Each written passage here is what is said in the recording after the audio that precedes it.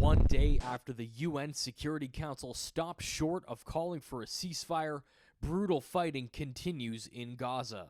The Hamas-run health ministry says more than 200 people have been killed in the last 24 hours, adding to the staggering death toll, crossing 20,000 this week. In one of the most shocking stories to come out of the Palestinian enclave, the United Nations says a veteran aid worker and 70 members of an extended family have all been killed in an Israeli airstrike.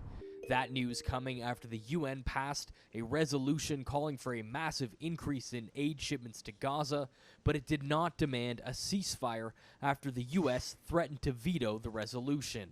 The veto gets people nothing.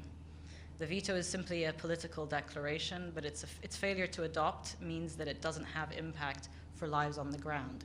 What we did today establishes a number of principles and a robust architecture to respond to the humanitarian crisis that I've just outlined. The United States vetoed a previous resolution and delayed this week's vote multiple times in a bid to have the text toned down in support of its ally Israel. We thank the United States for its diplomatic support at the United Nations preventing that sort of resolution passing the Security Council. Because if you give a lifeline to Hamas, if you say a ceasefire now with Hamas in power, you're just condemning us all to more bloodshed in the future. Israel's leadership has vowed to crush Hamas and says they will not stop their assault until the group is eliminated.